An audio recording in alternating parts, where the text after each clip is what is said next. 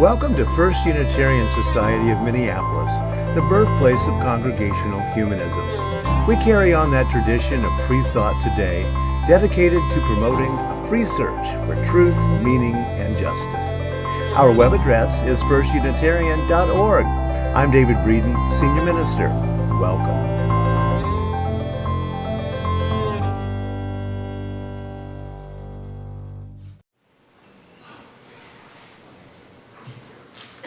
Good morning, everyone, and welcome to the First Unitarian Society of Minneapolis on this Sunday, the 26th of May of 2024, this Memorial Day weekend.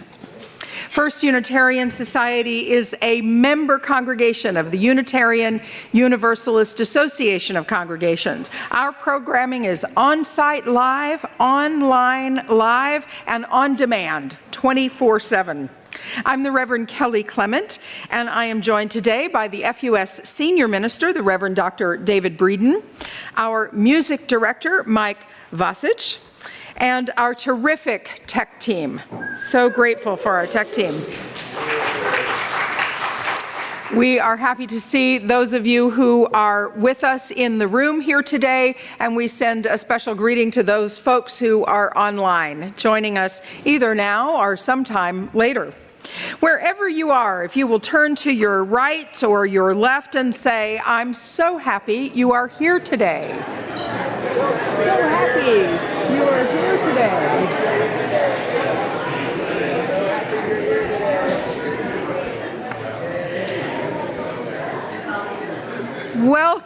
Welcome everyone to this place of love and justice. This place of love and justice where we attempt to live up to humanity's highest ideals and highest hopes. As a humanist community, our highest value is relationship and the conversations that can change hearts, minds, and the world. Thank you for being with us today.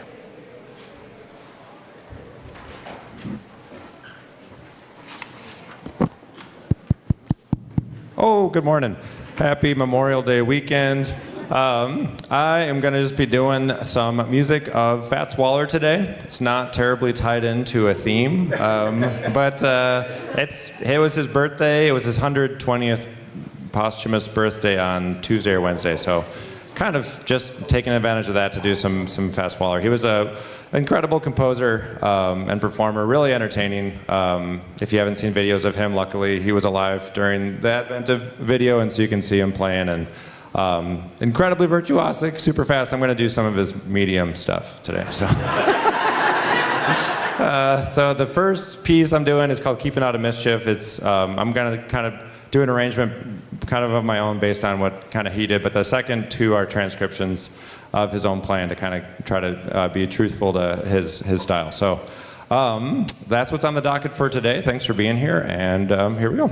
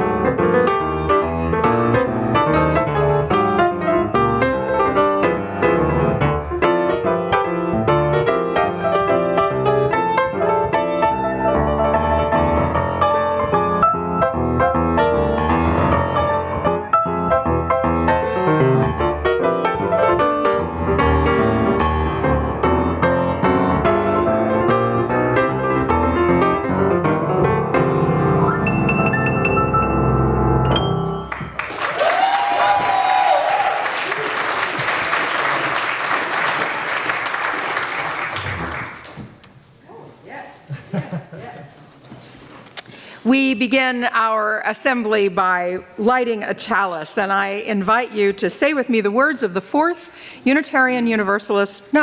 FUS aspiration. We aspire to support one another's journey toward meaning and connection in the here and now. And now we get to sing with those talented fingers. Number 1008 in the Teal Songbook is When Our Heart is in a Holy Place. And the words will appear up here on the screen. Please rise as you are willing and able.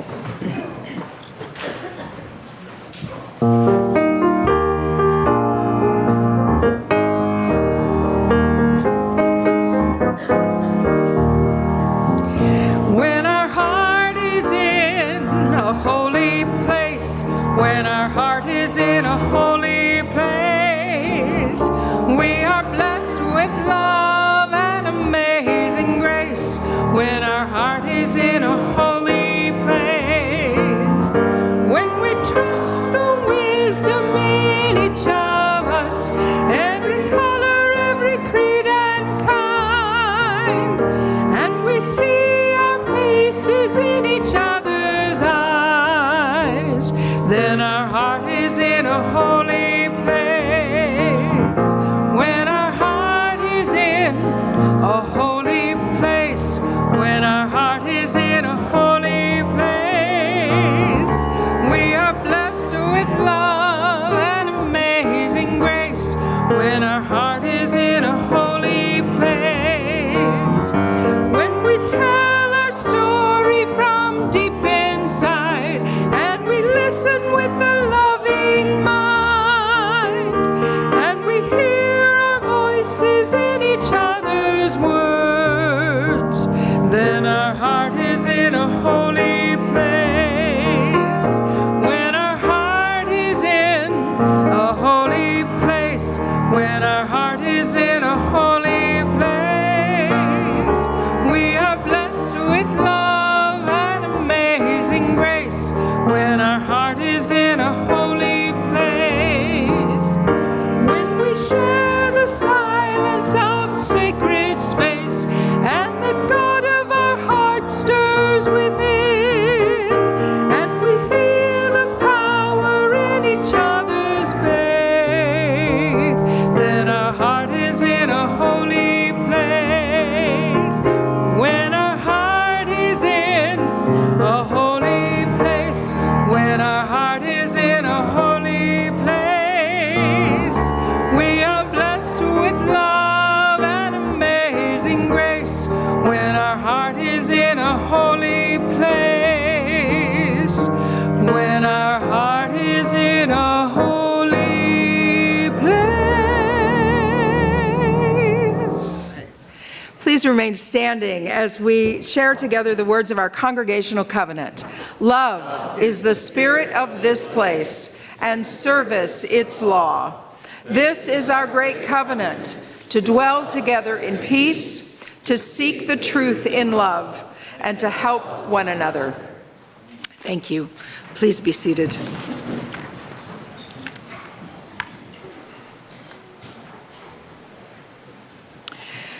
First Unitarian Society is a congregational humanist community. This means that we are here for each other. We're here for our neighbors, and we're here for our planet. Just adding a note here so that I get all the words. When we gather on Sundays, we take a few moments to reflect on the human experience, the joys and the sorrows and the milestones that we all go through. We do this so that we can stay in touch with our own humanity. We do this to remind ourselves of the value of a moment of stillness.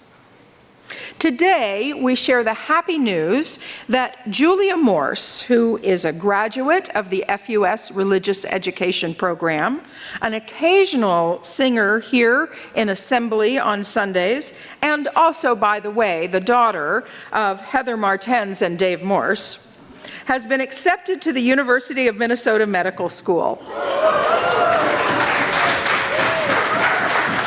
Hearty congratulations, Julia and family, for keeping her close by.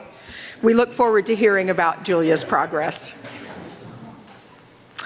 I'll say a word today on this Memorial Day weekend. Memorial Day was established during the Civil War and is a day to mark the deaths of military personnel during service to our country. We hold in our hearts those who are cannon fodder, those who may not have lots of other choices in the world for economic security, who find their way into the military and who lose their lives in that way, either on the battlefield or later. The long, long legs of the effect of military service are difficult for so many people, and our hearts are with them today. May our leaders always make wise choices in the ways that they use the bodies of our citizens and our not yet citizens in wartime.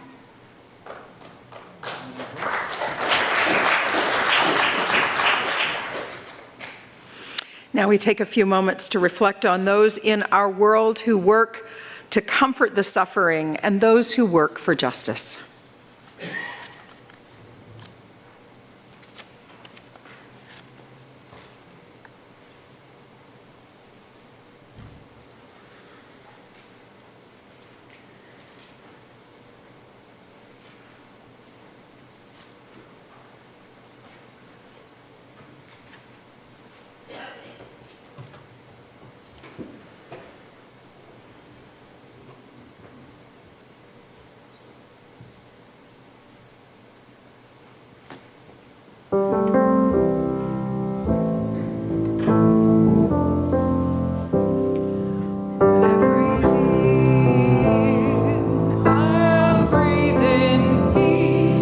When I breathe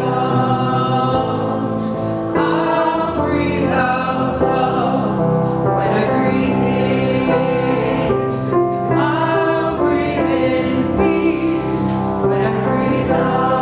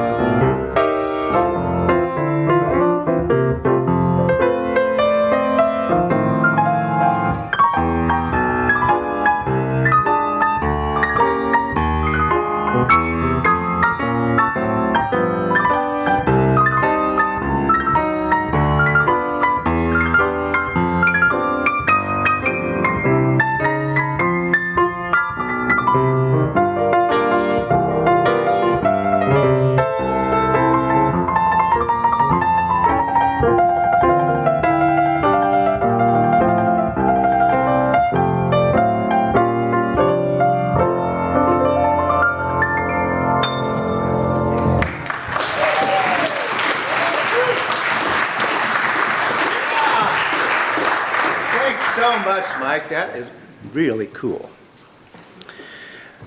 Well, some good news on the humanism front this week.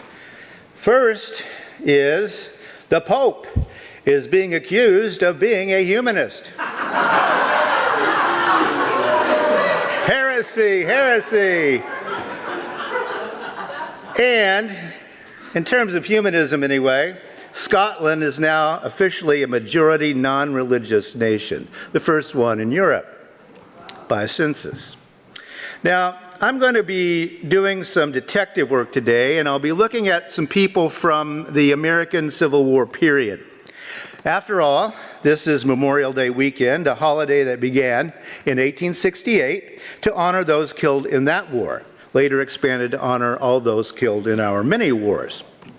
The best book that I know of that focuses on the war, the real death of the war, is Drew Gilpin Faust's This Republic of Suffering, Death in the American Civil War.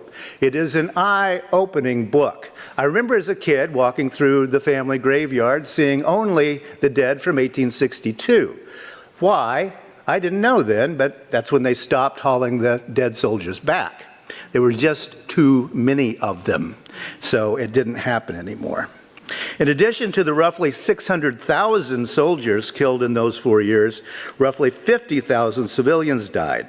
And that is an eye-opening book. I also brought show and tell today. My great-grandfather was in the Civil War. He was a drummer at 12 years old, and he was at the Battle of Vicksburg, and he brought that cannonball back. That actually is a small one. That's a naval, Vicksburg, there was a naval battle because from the Mississippi River, actually. So, yes, the land-based ones were considerably larger. And yes, all they were really doing was throwing smelted iron at each other at very fast speeds. That's what people tend to do. I thought I would dwell a bit on the Civil War this morning, taking a look at how the radical edge of thinking at that time leads directly to why this congregation is here today. Talking about the long trajectory of liberal Protestant theology is not easy. Rev Kelly and I were just discussing that. It can be really confusing out there. The story is long and confusing, and there are subtle differences that have made a huge difference in that trajectory. And I'm here because of the radical wing of that particular way of thinking. And it's why many of us can wholeheartedly agree with the words of Frederick Douglass concerning religion. I bow to no priests either of faith or of unfaith. I claim as against all sorts of people simply perfect freedom of thought. And a t-shirt that all of our E-squared kids might want to wear. It is easier to build strong children than to repair broken men. It's really that simple, isn't it? While I'm recommending summer reads, I should add the magisterial biography, Frederick Douglass, Prophet of Freedom, by David W. Blight. A brilliant book, and do go to the slide of it. If you got nothing else to do this summer, I mean, this is comprehensive. You also may know that Frederick Douglass was the most photographed face of the 19th century anywhere in the world. Now, you have to think about that for a moment. Why was that happening? Was it that white Americans were finally willing to look into the face of what they had done? And I think that might have something to do with it.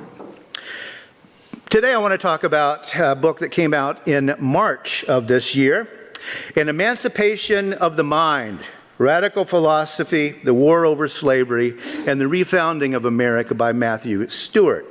This is a magisterial reading of how radical liberal theology came into the American Civil War thinking, and probably is what actually caused the war, quote unquote.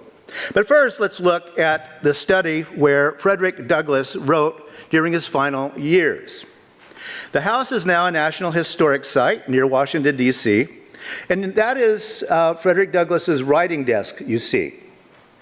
Then if you look on the other side, his fireplace, you will see an old white guy on the mantle. Now, that old white guy is a German theologian and philosopher, Ludwig Feuerbach, a name almost nobody knows today.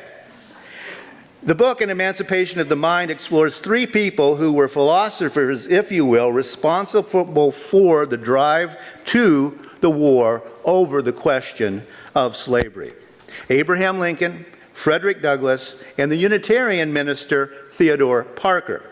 Both Douglass and Lincoln were avid readers of Parker's sermons. Now, put a pin in that one, and let's take a look at the great divide in liberal religion, and I'll come back to this. Specifically, liberal Protestantism. This is the definitive philosophical, theological separation in Protestantism. Those two guys, believe it or not. The two great thinkers of liberal religion were both German, because most of the European theological thinking in the 19th century came from German universities. Why? Because Britain is and was a theocracy. You don't get to talk about it much there. The two were Ludwig Feuerbach, 1804 to 1872, whose taste in wallpaper was decidedly darker than Douglas's, as you can see, and Friedrich Schleiermacher. Now, why are these two fellows the architects of the great divide in liberal Protestantism? Schleiermacher wrote the book On Religion, Speeches to Its Culture Despisers. Published in 1799, the title pretty well summarizes the argument of the book. Don't be such a culture despiser. We need to look at liberal religion, and I think we can save it, said Schleiermacher. And that is one way that liberal Christianity went. It's the way that most liberal congregations preach today, including most Unitarian Universalist congregations, okay? That's over there. It's a compromise with the past, and it's a way of preserving the future, this tradition into the future. Then there is the Feuerbach book, published 42 years later in 1841, called The Essence of Christianity. Now, it's important to notice when these two books were translated into English. All right? The Schleiermacher book came very late to translation in 1893 into English. Yet, as I said, Schleiermacher's ideas are much more influential in United States religion. So, why is that? Because many of the leading American theologians of the day learned German, and many studied in German universities. So the creme de la creme of liberal religion was learning German, actually to read German, who knows how well, and also going on over to study in the actual theological schools of Germany, what we call Germany today. Now, why had Feuerbach's book, which is much more radical, though, comes earlier into the English language, 1855, in the violent years leading up to the American Civil War, when it was getting at its most heated. So Parker, Douglass, and Lincoln were all moved by the Feuerbach book. They read it, and they loved it, and that's why this old German was looking over Frederick Douglass's shoulder as he wrote.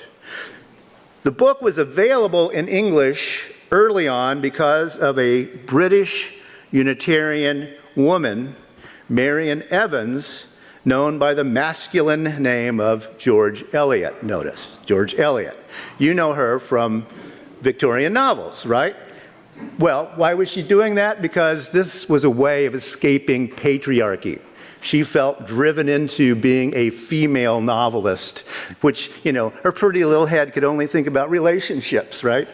Well, she was kind of going to break out of that, she thought. Why was the avant-garde among Protestant thinkers so taken by this book? Because it said things such as this: quod supra nos nihil ad nos, which means what is above us does not concern us. That's actually Epictetus from Roman times.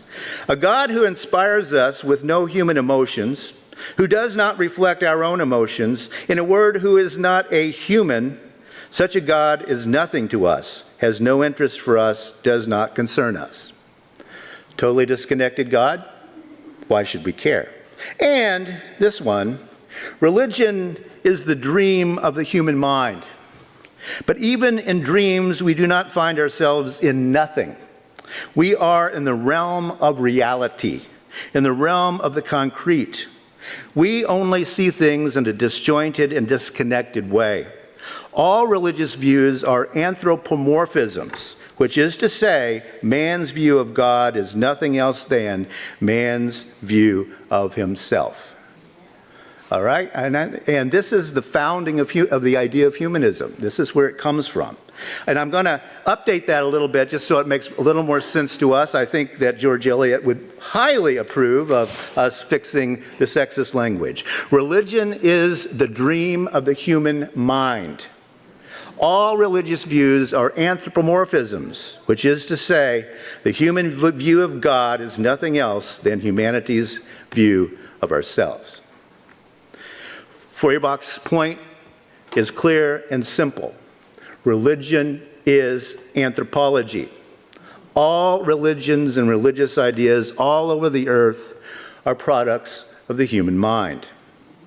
Asking a person to describe their God is sort of like the old game of picking your favorite Beatle when I was a kid. Whether you like John, Paul, George, or Ringo, it shows a whole lot about your own personality, right? And I'm a John Lennon guy.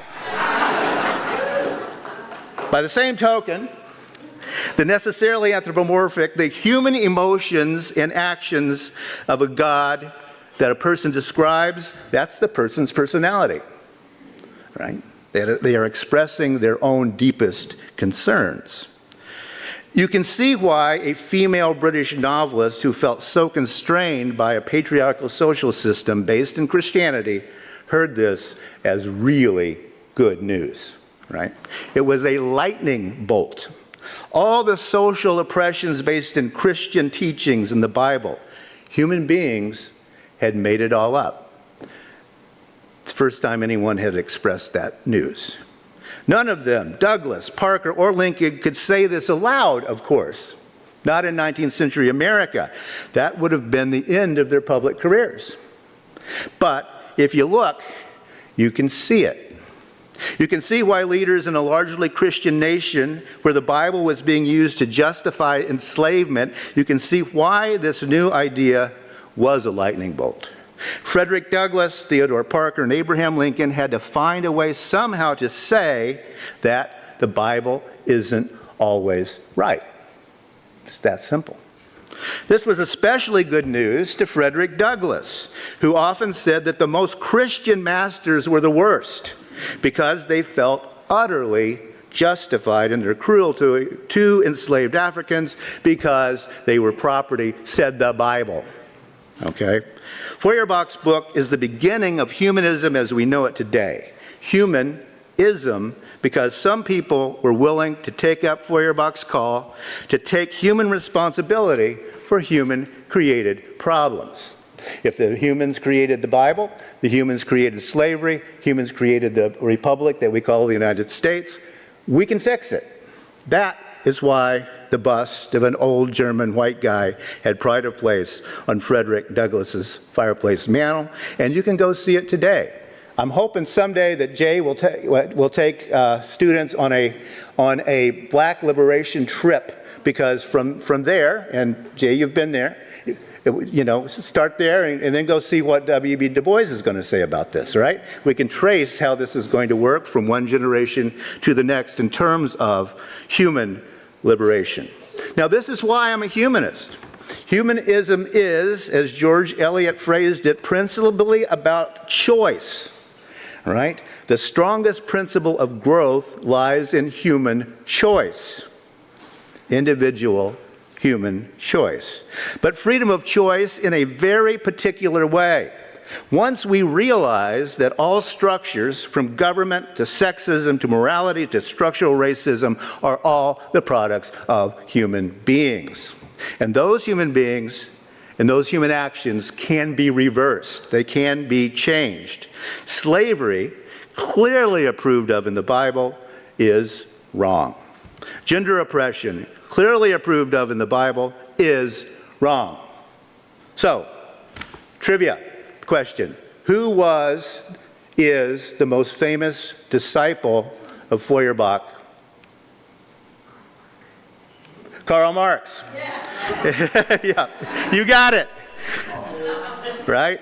Now, Karl Marx, whose philosophy begins in the assumption that human beings deserve to be fully actualized as human beings simply because a human being is a human being without reference to race, nationality, gender, social class, and all those other things. That's the early Marx, instead of the later one who gets very confused with the kind of a off-the-wall economic theory. However confused those economic theories are, Marx's big idea is that all human beings must be born and live in freedom, period.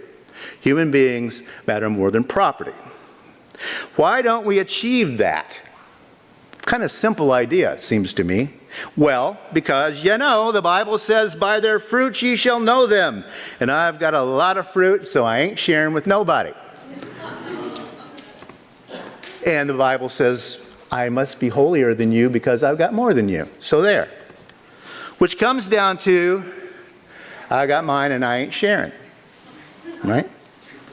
Feuerbach is why the first Humanist Manifesto says, quote, we insist upon a shared life in a shared world. Yeah, that kind of sounds like Marx. It also sounds like Feuerbach. You got yours? Well, Feuerbach says, look at the system, the human created system that gave you what you've got. Look at it, consider it, and that is a human created system. And it's wrong for most human beings. Then we have to do some thinking about that. Who built the systems that we live in? You can see why many people have found it convenient to run back to human-created gods who will reassure them that what they've got is just fine, and they are just fine people. Thus, you can see why and how Parker, Douglas, and Lincoln used the scriptures, the common currency of 19th century American thought, to say why they needed to do this. They used the scriptures and then kind of cherry-picked like we all do when you use scriptures, right? They could not shout the good news of Feuerbach. That kind of thinking is still way outside of the American experience. I can say it here today because we are in that tradition. Yet for me anyway, when I realized Feuerbach's point, I cannot in good conscience be anything but a humanist. Because we know that we are responsible, not the gods we have invented to tell us we're right. Now, let's fast forward to 1924, to the time called the fundamentalist modernist debates. Now take a look at this dashing fellow here in the corner. He is labeled modernist by a fundamentalist cartoonist from 1924. Who does that look like? John Dewey, the guy whose educational model we are following in our E² program. Now, that's John Dewey, whose ideas we've been using, but we want to raise our congregation's children to realize that they are free to think, because Dewey is in the Feuerbach tradition, right? Now, hear what I'm saying. Part of John Dewey's tradition is the philosophical tradition of pragmatism, which says that all ideas are tools. Don't judge the ideas of others. Their gods may be fine for where they are. That's why people mistakenly say that Marx said religion is the opiate of the people. He did say that, but he said that's because most people are oppressed. They're driven to the particular kinds of religions that tell them that God wants them to work for pennies in a factory.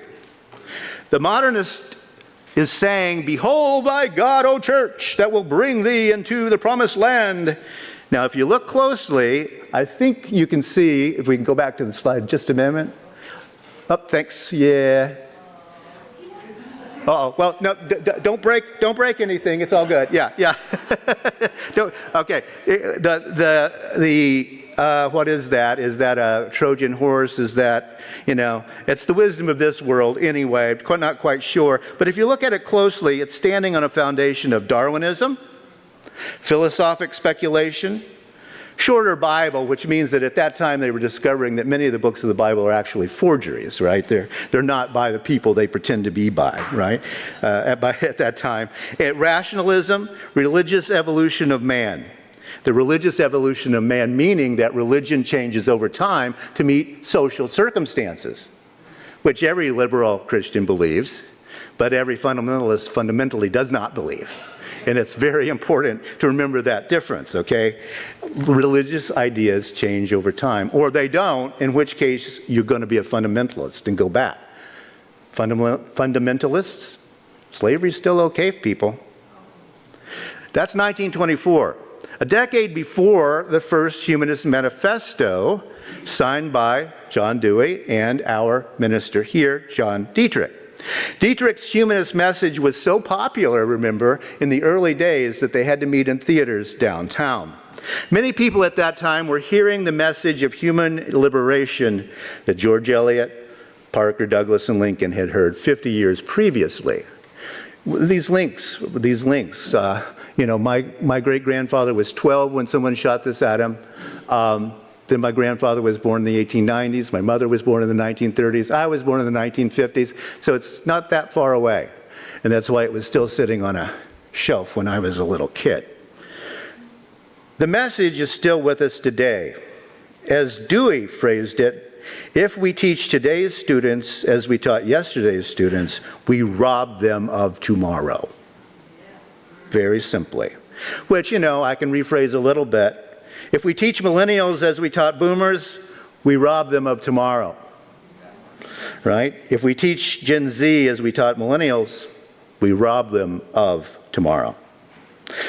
Well, why do we care? Because we know in our bones that human beings create human problems, and human beings can solve human problems. We know that pluralism is beautiful because we know that the human mind is beautiful. We know that the full range of human cultures out there is beautiful. The full range of human religions is beautiful, but they're all human. We know that the beautiful diversity of human cultures reflects the beauty of the human mind, and that beautiful diversity should never be assimilated into anything like that old melting pot idea. Hatred of the other and othering of the other is nothing new to the human mind or to the nation that has accepted those human beings over time. You notice the Uncle Sam is frowning because it says that the scum rises to the top. Also, you see citizenship and equal rights. We just can't get that Eastern European who has those communist and anarchist thoughts. We just can't mix him in. We got to exclude those liberal Feuerbachians out of what we're going to do. So, assimilation is not freedom. The melting pot was not freedom. My mother's family had to forget German during the First World War or else. Right? It was really as simple as that. I wish I'd known about Feuerbach's idea when I was 12 years old. If I had, my life would have been a lot more smooth. I was born into a Pentecostal family, and it was the 1960s, and the preacher said to me that miniskirts were more evil. God cared more about that than carpet bombing children in Vietnam. All right? And I said, I don't think that makes much sense. Now, 12-year-olds in my fundamentalist tradition are supposed to be reading the Bible, which I was, and I began to think about what Jesus was. My Jesus in Pentecostalism was a Green Beret carpet-bombing Jesus. I thought maybe Jesus was a socialist, and that's who I fell back on. And now you see Green Beret Jesus is still in our fundamentalist white churches, very much so. And yes, this is a verse from the King James Version of the Bible. He who hath no sword, Jesus said, let him sell his cloak and buy one. Now, a sword was the highest tech personal weapon in the day when Jesus was alive. And guess what's the best, highest tech personal protection device in our own day? Yeah, so we have AR-15 Jesus. That's really bad thinking, isn't it? 12-year-olds in fundamentalist tradition have to read the Bible. I found a socialist Jesus who was quite different than that. The old melting pot metaphor for the U.S. still has some resistance is futile power to it. This is an antique flag that doesn't say what you think it is. It does, if you're reading it with contemporary eyes. Native Americans, beware of foreign influence, which we wish they had done. But they, unfortunately, this was not a native writing that. Who are the Native Americans and what is foreign influence? I think that's a question. In 1855, most Americans were content to live in a Christian nation whose largest industry was the enslavement of Africans, the largest industry in the nation of the time. And of course, I have to say they were exploited Africans because there were very, very few African Americans during the war, before the war, because Africans weren't citizens. As a matter of fact, they were considered property just like horses and pigs and cows, and could be treated accordingly, and were. Eventually, people in our tradition of freedom convinced enough Americans to fight and die to assert, and this is very important, to assert human rights over property rights. That's really what the Civil War was about, asserting human rights over property rights. Because the greatest property, the most valuable property in this nation, were enslaved Africans. So if you're going to end slavery, you got to take the property and make that property human. And that's what these three great leaders were doing. All right? Human rights over property rights. And our tradition of pluralism continues to fight that battle. Human beings matter more than the gods and the laws that we human beings create. It's really that simple. Memorial Day began by commemorating the sacrifice of those 600,000 and more military dead from that battle between human rights and property rights. And it's still about freedom. And the perfect freedom that Frederick Douglass achieved and that every citizen of our nation deserves to achieve. He said, I bow to no priest, either of faith or of unfaith. I might move back and forth.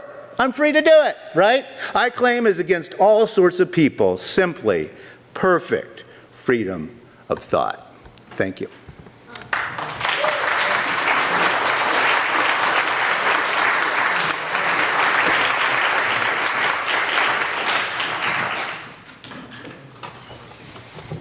Wow.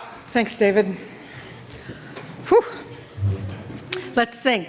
For All That Is Our Life, number 128 in the Gray Songbook, and of course the lyrics will come up here. Please stand as you are able. For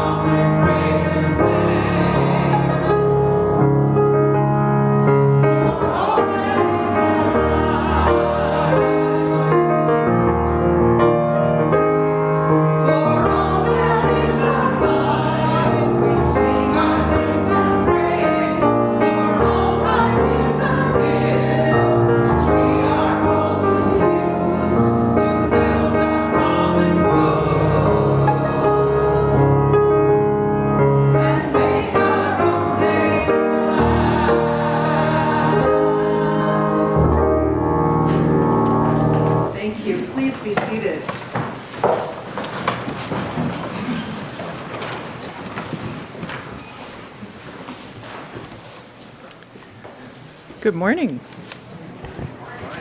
I'm Heather Martens, and I'm honored to be your new chair of the FUS Board of Trustees.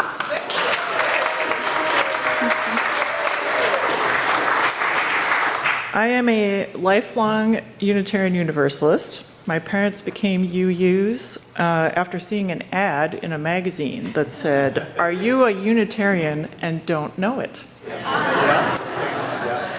But when I was a kid, we lived in a town where there was no UU fellowship. So my religious education consisted of attending a variety of Christian churches and listening to the sermon, then going home for lunch and hearing my dad explain why everything we had just heard was a bunch of baloney. And I heartily agreed. But I still went to daily vacation Bible school. So it was normal for me to be in a community where I couldn't bring my whole self. My husband Dave and I joined FUS 20-something years ago when our kids were little, and I was looking for a community where our kids could be themselves, bring their whole selves, and be encouraged to question and discover their own truth. What I found was a place where we all got to do that. I love being part of this humanist community where I can always find people who are as focused as I am on the world as it is here and now, and who are willing to take action to make it better.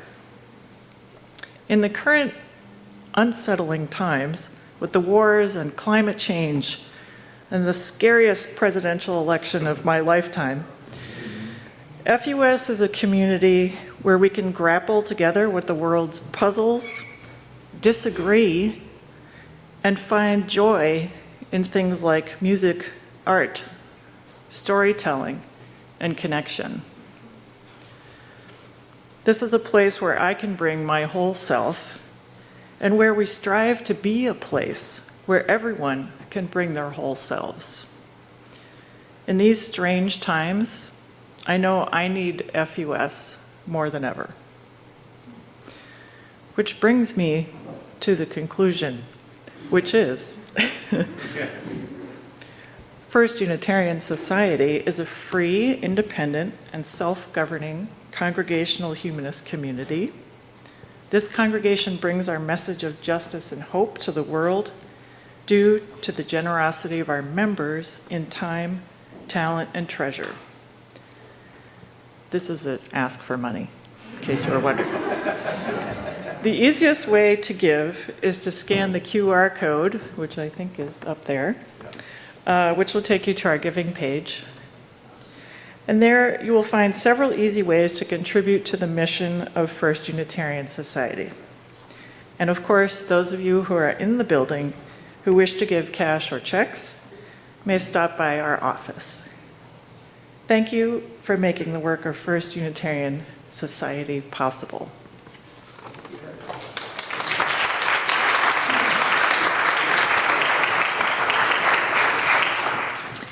We have a few announcements today. Our mini meal right downstairs below this room is ballpark scramble, which is caramelized onions, sausage, and potatoes, or very veggie egg bake, and can't be beat, B-double-E-T, chocolate cake. We hope those of you online will have an equally delicious lunch, but I doubt it. Here are a few notes about our upcoming transitions. In this past Friday's email, the FUS board made the happy announcement that Reverend Julie Stoneberg, who goes by Rev. Yulin, Reverend Julie Stoneberg will arrive in August to serve as the FUS interim minister. At one of the yes, woohoo! In my recent ministerial search, I interviewed at the congregation in suburban Milwaukee where Reverend Yulin is now serving as the interim, and they wanted to keep her. She is a gifted interim and well-loved, so congratulations to FUS on this hire. Yeah. Upcoming on June 9th, after Assembly, will be a good goodbye party for me. And on June 23rd is David's good goodbye party. We'll both be sticking around through the end of June, and we are grateful to Martha Hardesty and Michael Pileggi and the kitchen crew for arranging these festivities. So that opportunity today.